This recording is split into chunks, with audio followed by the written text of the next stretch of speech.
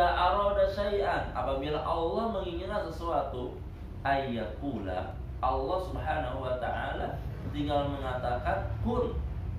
Tinggal mengatakan kun saja. Jadi, maka jadi.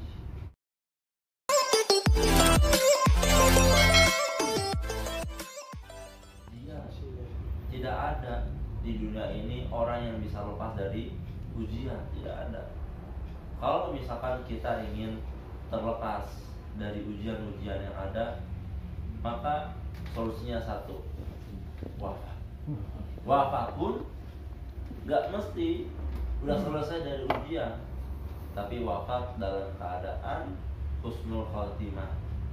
Kenapa? Karena ketika kita husnul khotimah dan kita dijamin masuk ke dalam surganya Allah Subhanahu wa taala, di langkah pertama kita memasuki surganya Allah, maka disitulah tempatnya istirahat, tidak ada ujian sekalipun, sedikit pun tidak ada.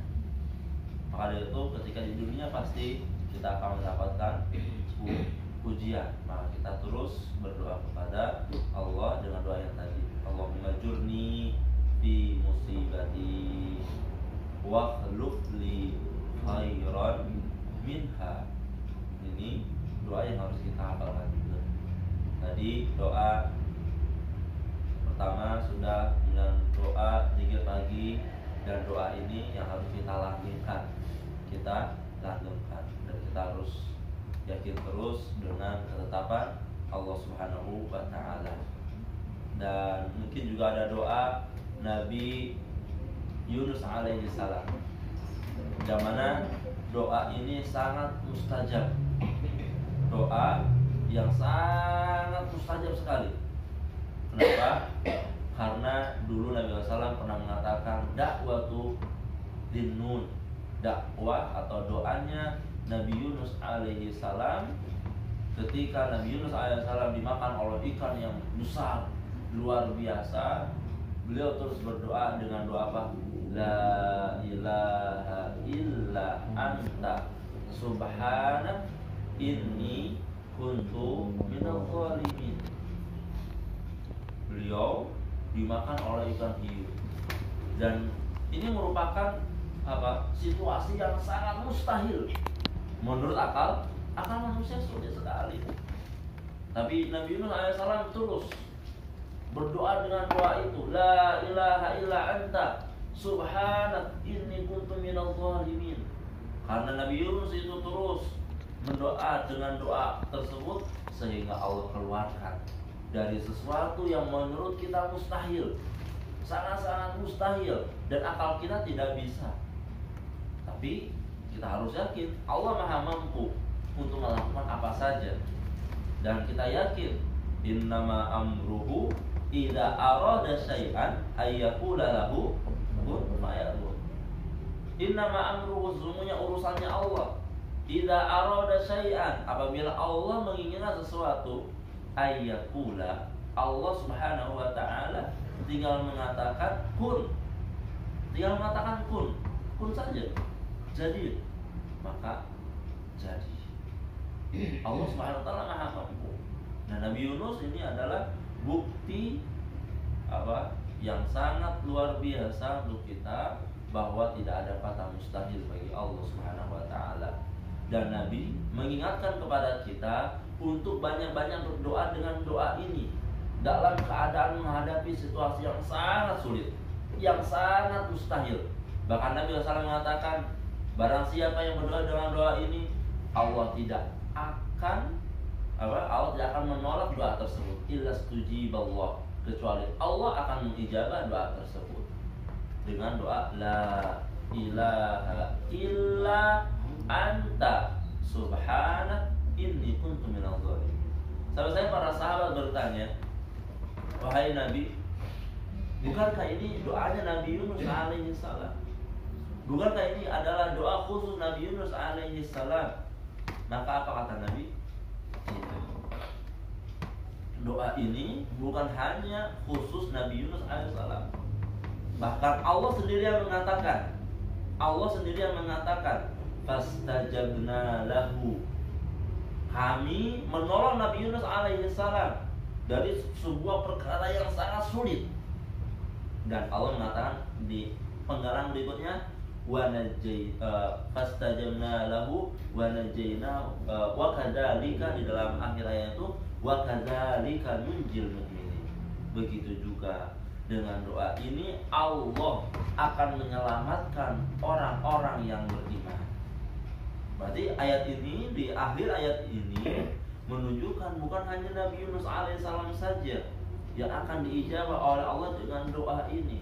Orang-orang beriman, kalau benar-benar dia yakin dan menghayati, yakin terhadap Allah Subhanahu wa taala bahwa Allah Al-Qadir, bahwa Allah adalah Maha Mampu, dan kita juga yakin terhadap maknanya, maka Allah akan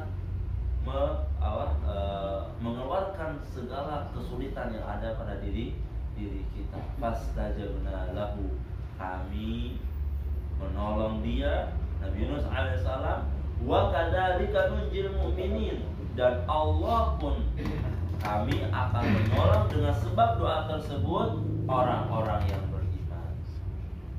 Maka pertanyaan para sahabat tadi, apakah hanya khusus Nabi Yunus? Maka jawabannya tidak. Setiap kita mempunyai harapan untuk meminta kepada Allah Subhanahu wa taala. Kenapa?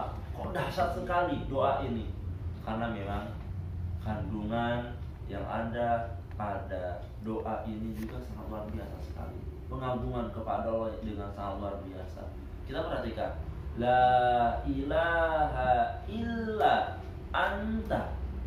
Ini kan sebagai pujian kepada Allah dan ikrar kita seorang mukmin dengan mengatakan la ilaha illa anta. Ya Allah, tidak ada Rabb, tidak ada sesembahan yang berhak untuk kami ibadahi illa anta, kecuali Engkau. Kita harus yakin hal tersebut. Tidak ada sesembahan yang berhak. Dan setelah itu memuji Allah, subhanak, maha suci Engkau ya Allah, dari perkataan orang-orang kafir yang mengatakan Allah Subhanahu wa taala punya anak, Allah Subhanahu wa taala ini, dan seterusnya. Akan ada seorang kiai yang mungkin beberapa bulan kemarin mengatakan menyerupakan Allah dengan banci dan seterusnya. Naudzubillah min dzalik. Subhanak. Maka ketika kita mendengarkan banyak orang-orang yang mengejek Allah, mengatakan Allah itu tidak ada, Allah itu ini dan seterusnya, kita mensucikan Allah. Subhanak, ya Allah, maha suci Engkau dari apa yang mereka katakan. Dan kami tetap yakin bahwa Engkau ada Rohani, satu-satunya Rob, satu-satunya ilah yang berhak kami ibadah. Inni kuntu minadh dhalimin, ya Allah, dan aku pun yakini bahwa aku adalah hamba-Mu yang zalim. Dan ini adalah memang adab dalam berdoa. Adab di dalam berdoa, kita harus mengakui diri kita sendiri bahwa kita adalah pendosa. Kita adalah pendosa. Kita adalah orang yang banyak lalainya dari Allah Subhanahu wa taala. Dibandingkan kenikmatan yang Allah berikan kepada kita, kita sangat-sangat kurang sekali dalam memberikan hak-hak Allah. Kalau misalkan ada orang, misalkan Pak Jokowi ngasih ke Pak Kis misalnya 1M, insya Allah Pak Kis itu akan terus ingat sama Pak Jokowi.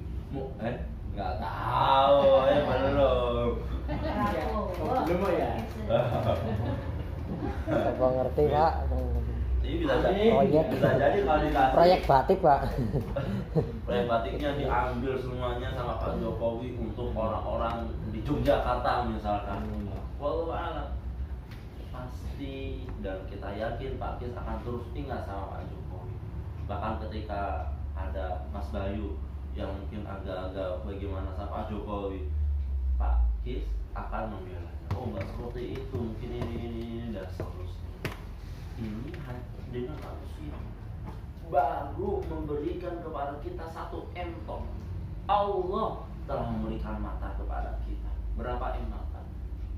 Ada yang mau dijual matanya dengan harga 2M? tidak bisa diukur dengan uang, tidak. Maka apa yang Allah berikan kepada kita dari ujung sampai ujung, kenikmatan yang lain, sebenarnya apa yang kita lakukan terhadap memberikan hak-hak Allah tuh masih